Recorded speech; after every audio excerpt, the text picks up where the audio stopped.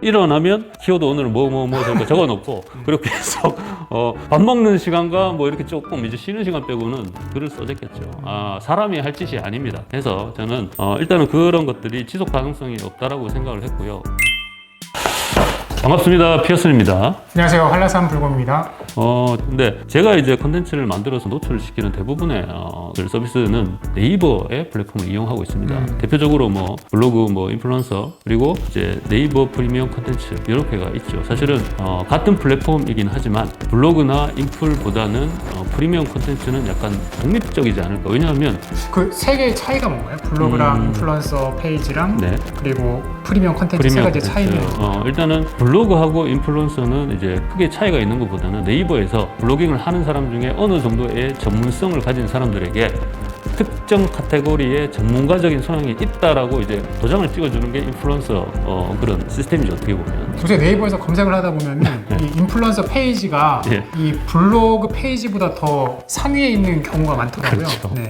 일단은 근데 이렇지 않습니까? 키워드 챌린지라는 것이 있고요. 일단 인플루언서들의 전문적인 소양을 네이버에서 높게 이제 판단을 해서 기본적으로 인플루언서들이 이제 키워드 챌린지 해가지고 그 키워드에 대해서 글을 쓰면 노출을 상위 노출을 이제 시켜주는 그런 식의 이제 시스템을 계속 구축을 했었는데 사실은 불곰님도 아시겠지만 이제 그러한 것들도 이제 한계가 있어요. 왜냐하면 그저 우리가 명예를 위해서만 계속 이제 글을 쓰고 어느 정도 이제 노출을 하고 그거에 만족만 한다라고 이제 되면은 다른 문제인데 그게 아니라 어느 정도 이제 수익이 되는 뭔가에 대한 제안이 계속 들어오고 그러한 제안을 받으면 어쩔 수 없이 양질의 컨텐츠와 이제 광고성 컨텐츠가 조금 나뉘게 되는 경향이 있습니다. 그래서 내가 이제 열심히 시간을 들이고 했는데 이 정도의 광고 제안이 들어오면은 그걸 수용하는 것들도 되게 많고요. 하다 보니 물론 이제 대부분의 이제 블로그들이나 인플루언서들이 좋은 컨텐츠를 상위에 노출을 시키고 하는 것들이 있지만 특정 광고성이 짙은 것들이 있습니다. 키워드가 있거든요.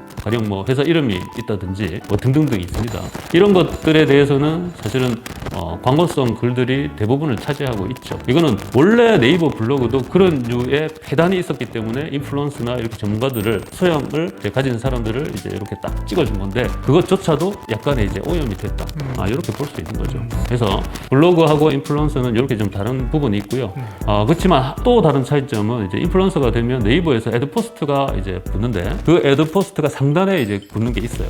그게 이제 클릭이 많고 그건 인플루언서가 돼야지 애드포스트가 이제 붙여지는 게 있기 때문에 굳이 외부에서 광고성 이제 글이나 이런 것들을 받아서 게재를 하지 않더라도 네이버의 이제 인플루언서의 그 카테고리에 한 1등에서부터 10등까지 리스트업이 있거든요. 그 정도가 되면은 상당한 애드포스트에서도 그 수익이 되는 건 맞습니다. 저도 그러면 애드포스트도 이제 인플루언서들 중에서 굉장히 상위에 있는 인플루언서들의 애드포스트 수익은 그렇죠. 굉장히 많다는 거네요. 그렇죠. 저도 제법까지 갔었고요. 근데 그렇게 하기 위해서는 뭐라고 말씀드려야 될까? 일단 회사도 가지 말고요. 하루에 이제 좋은 글들을 적어도 몇 개씩은 써 제껴야 돼요. 써 제낀다고 말씀드릴게요. 키워드 챌린지 한 1000개 정도를 그 중에 절반 이상은 다 1위를 하고 있어야 돼요, 사실은. 그러려면은 왜냐면 계속 순위가 최신 글로 이제 바뀌든지 하기 때문에 그 스트레스가 그거를 계속 1위를 지키기 위해서 자꾸 이제 써 제껴야 되죠. 최신 글들을 그 키워드에 대해서 그러한 것들에 천착을 하게 되면 이건 뭐 거의 페인이나 마찬가지예요. 자고 일어나면 이제 어떤 키워드를 써야 될지 이러고 있는 거예요. 그러게 하루에 하나 작성하기도 솔직히 쉽지 않은데 이렇게 하루에 몇 개씩 양질의 컨텐츠를 작성하려면은 정말 이 정신적, 육체적 스트레스가 굉장히 클 것 같아요. 맞습니다. 저도 한번 그거를 이제 한 탑 3 안에 찍어보자 해가지고 그 짓을 한 적이 있습니다. 물론 못 찍었고요. 근데 지금도 한 뭐 10등 내외로 이렇게 하고 있기는 하고 있는데요. 그래서 탑 3를 찍어보자 하고 최대한 뭐 7등인가 하여튼 갔었는데 그때 애드포스트 상당했고요. 일단은 상당했고 그렇지만 마침 그때 회사는 좀 휴직 상태였고 미친 듯이 하루 일과가 그거였어. 일어나면 키워드 오늘은 뭐 적어놓고 그리고 계속 밥 먹는 시간과 뭐 이렇게 조금 이제 쉬는 시간 빼고는 글을 써졌겠죠. 사람이 할 짓이 아닙니다. 그래서 저는 일단은 그런 것들이 지속 가능성이 없다라고 생각을 했고요. 어느 정도는 유지를 하되 너무나 애드포스트나 이제 순위에 천착을 하지 말자 이렇게 결정을 했습니다. 하여튼 이런 부분에 일반 블로그나 이제 인플루언서가 이제 차이점이 있는 거. 그리고 물으셨던 게 프리미엄 컨텐츠인데 프리미엄 컨텐츠는 이제 상당히 궤를 달리합니다. 저는 네이버에서 이게 이제 해외 사례 보면 서브스택이라고 있습니다. 구독 모델 플랫폼을 만든 회사고요. 미국의 회사고 코로나 때 항상 한참 득세를 했었습니다. 득세를 했는데 코로나 이후에는 이 서브스택이 망할 줄 알았어요. 구독 모델인데 콘텐츠를 만드는 사람 그리고 구독하는 사람을 이어주는 플랫폼이었고요. 그걸 원활하게 그러니까 과금까지 콘텐츠를 만들고 그걸 구독 모델이면 이제 과금을 하고 해야 되는데 그런 것들을 그 플랫폼에서 자연스럽게 프로바이더 콘텐츠를 만드는 사람들이 그걸 활용할 수 있도록 만들어둔 플랫폼이거든요. 특정 크리에이터들이 만든 컨텐츠를 보기 위해서 돈을 내는 그렇죠, 돈을 그렇죠. 내고 보는 거죠. 구독 모델이고 일단은 저는 향후에 제대로 된 컨텐츠를 보기 위해서는 이런 구독 모델에 입각한 구독 모델 혹은 다른 게 될 수도 있어요. 한꺼번에 돈을 내는 뭐 이런 모델이든 뭐든 멤버십 이걸 멤버십이라고 하겠습니다. 전체적으로 멤버십에 입각한 유료 모델이 아마 최종적으로는 그게 살아남아 있지 않을까 싶습니다. 나머지는 시간의 문제지 거의 광고글로 도배될 확률이 높습니다. 사실. 그래서 저는 물론 이제 네이버의 플랫폼에 이제 얹혀져 있지만 그동안 블로그나 인풀이나 해서 궤를 완전히 다르게 했고 그리고 이 플랫폼조차 내가 여기에 지금 프리미엄 콘텐츠에 올리는 이 콘텐츠들은 네이버에도 오로지 되는 것은 아니거든요. 오로지 내 창작물이고 거기는 광고나 이런 것들이 따로 들어가지 않습니다. 이 글을 읽기 위해서 구독을 제 채널을 구독을 하고 월 얼마씩 저한테 주시는 그런 구독자들로 이제 운영이 되는 거예요. 네이버 입장에서는 솔직히 향후에 네이버가 살아남기 위해서는 좋은 한국어 어문 콘텐츠를 계속 자기들이 발굴을 하고 찾아내고 해야 되는데 광고성이 짙은 블로그나 여기는 한계가 있거든요. 그리고 매체사들이 만들어내는 그런 콘텐츠들도 제한적이에요. 왜냐하면 너무나 오투나 이런 것들이 재미가 없어요. 일단. 그런 것들만 모아놔봤자 생성형 AI나 이렇게는 많이 뭘 재밌게 생성도 하고 해야 되는데 이게 한계가 있거든요. 그래서 어떤 식으로든 양질의 한국어 어문 콘텐츠를 확보를 해야 되는데 그걸 위해서도 이 프리미엄 콘텐츠는 네이버에서 차화를 걸 수밖에 없다라는 생각을 했습니다. 그리고 지금도 확대를 네이버 초기 화면이나 이렇게 들어가 보시면 확대를 조금씩 스며들듯이 하고 있습니다.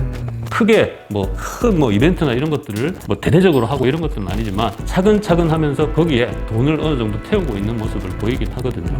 그리고 이거는 아까 카카오나 이런 것처럼 광고성이나 이런 것들에 대한 종속이 되지 않았기 때문에 물론 네이버라는 플랫폼에 종속은 되어 있지만 네이버도 여기에는 광고를 자기들이 다는 게 아니기 때문에 일단 구독자가 있는 이 채널 같은 경우에는 아무리 나중에 이 프리미엄 콘텐츠를 이제 더 이상 안 한다고 하더라도 기존에 있는 서비스는 이제 단절을 하지는 못할 것이다. 이렇게 저는 생각을 하는 거죠. 그리고 제 생각에 또 설사 이제 단절을 한다고 하더라도 내 컨텐츠를 돈 내고 보던 그런 구독자들은 내가 다른 플랫폼으로 이동을 하더라도 같이 따라올 가능성이 굉장히 높을 것 같아요. 예, 그래서 제가 이제 아까 농담 삼아도 얘기했지만 이게 팬덤하고 연결이 되더라고요. 그러니까 이 채널이나 이런 것들에 대한 파워는 소수의 팬덤이 이제 나오는 건 맞고 그 팬덤은 내가 구독 모델을 하든 책을 내든 그런 것들을 스스럼 없이 구매할 수 있는 정도의 그런 호감도 이런 것들을 가진 사람이 이제 점점 더 커지는 거죠. 처음에는 작을 수 있겠으나 그런 것들이 이제 바이럴이나 이거 좋더라 한번 봐봐라 이 채널을 이런 식으로 점점 커질 수 있는 그 역량이 되는 것입니다. 제목이. 그러면 피어스님은 이제 네이버에서는 기존의 블로그 인플루언서 페이지에서 약간 프리미엄 콘텐츠 쪽으로 집중을 하시겠다는 것 같고 그럼 이 프리미엄 콘텐츠 말고 또 다른 플랫폼을 준비하고 계신 게 있나요? 일단은 네이버라는 플랫폼에 종속돼서는 그렇게 크게 이제 블로그 인풀 이렇게 하고 있고요. 프리미엄 콘텐츠를 하고 있고요. 그리고 그럼에도 불구하고 이제 불안하죠.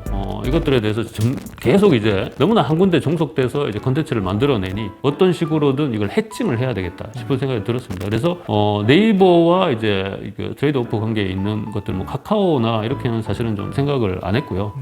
그러면은 뭐가 있느냐? 당연히 구글이죠. 그리고 절대적인 컨텐츠 플랫폼이 유튜브이지 않습니까? 그래서 일단은 처음에는 영상을 찍는 데 대한 부담이 되게 있었고요.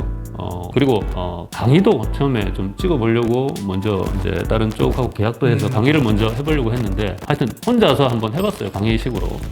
정말 재미가 없더라고요. 혼자서 이렇게 저렇게 한줄에 대해서도 떠들고 했는데 내가 생각해도 그 영상이 재미가 없는데 이거를 보시는 분은 오죽하겠냐라는 생각이 들었습니다. 그래서 이모저모 생각을 하다가 마침 어떤 우연처럼 어떤 기회에 이제 각자의 영역이 있는 인플루언서들을 뵙게 됐고요. 그분들하고 한번 영상을 찍어 볼까라는 생각을 했었습니다. 처음에는 생각만 하다가 실제적으로 모임이 있을 때 한번 툭 던져봤어요. 한번 영상을 찍어 보십시다 했을 때 반응을 보고 접든지 하든지 하려고 생각했습니다. 일단 그렇게 생각을 한 가운데 반응이 좋았어요. 물론 그 사람들은 내가 어떤 식으로 계획까지 있을지 몰랐겠죠. 그래서 일단 무조건 그래요? 그러면 촬영하는데 구경이라도 가봅시다 이러면서 사람들을 꼬셨습니다. 제가 이제 영상 강의를 한번 했다고 했지 않습니까? 거기에 다들 우르르 데리고 가서 일단은 여기가 이제 촬영하는 것이고 여기 카메라고요, 이제 조명이고요 했었습니다. 그리고 바로 그 자리에 앉혀가지고 영상을 찍기 시작했죠. 대부분 촬영하는 줄도 모르고 와서 촬영을 당했다는 소문이 있던데요. 소문이 아니라 사실입니다. 팩트. 왜냐하면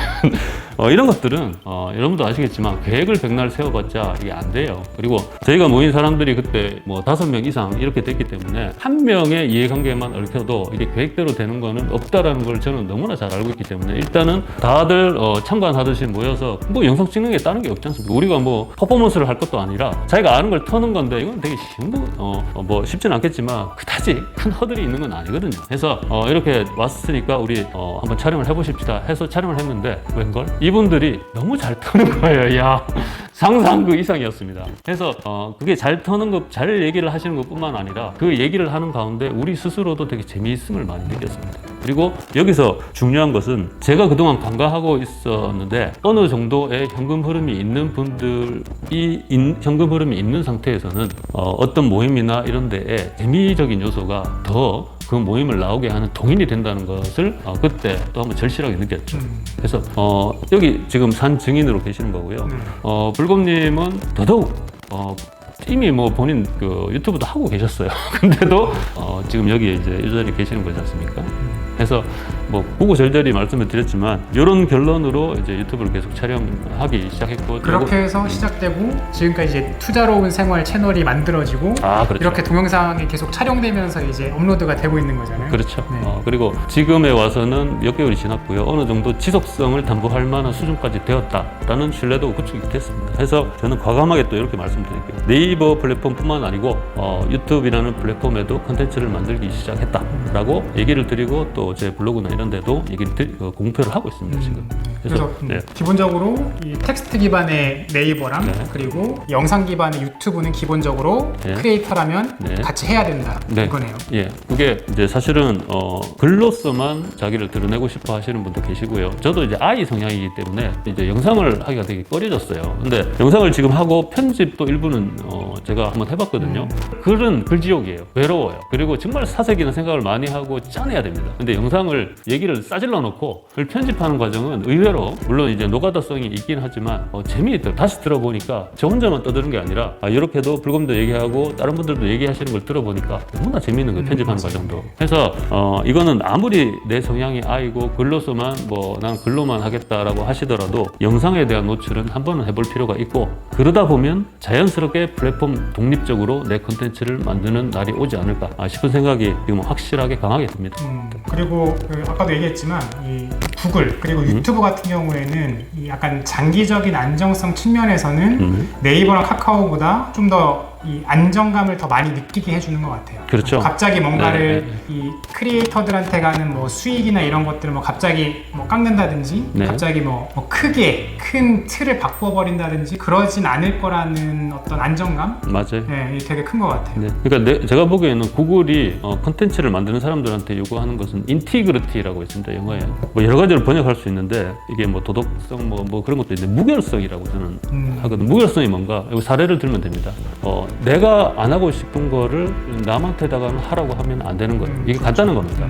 구글에서 원하는 건 그런 것이고요. 그게 표출되는 것은 구글이 애드센스를 달았을 때 구글은 거기에다가 그러니까 그 광고를 원하는 사람만 클릭하기를 원하지 내가 내 콘텐츠에서 광고 수익을 많이 얻고자 해서 내 스스로 그걸 클릭하는 것들을 부정 클릭이라고 하는데요. 이거를 방지하는 그 메커니즘 자체가 엄청나게 뛰어납니다. 그러니까 구글은 콘텐츠를 만드는 사람들한테는 양질의 콘텐츠만 만들어라. 그리고 다른 짓 하지 마. 이게 확실합니다. 그것만 지켜주면 그리고 콘텐츠 양질의 콘텐츠를 이제 지속성 있게 만들면 노출에 대해서는 구글은 자동으로 이렇게 어느 정도는 유지를 해주는 측면이 있습니다. 그리고 특히나 한국 입장에서는 네이버라는 이제 토종이 있지 않습니까? 네이버도 없어지면 안 돼요. 구글이 너무 잡아먹으면 안 되기 때문에 맞지 않습니까? 그렇죠. 경쟁이 계속 있어야죠. 그래서 한국의 콘텐츠를 만들어내는 쪽에는 어느 정도의 수익이 조금은 더 부가적으로 주지 않을까 하는 생각도 있습니다. 강력한 경쟁자가 있습니다. 그렇죠. 어그로를 끌어야 있어야 되지 않습니까? 그런 것들은 이런 상호 이제 그 경쟁자가 있기 때문에 가능한 것이고요. 그래서 저는 두 군데의 플랫폼에 지속적으로 컨텐츠를 올릴 것이고요. 일단은 지금은 영상을 찍는데 불곰님이나 몇 분들하고 함께 하는데 너무나 재미가 있습니다. 자,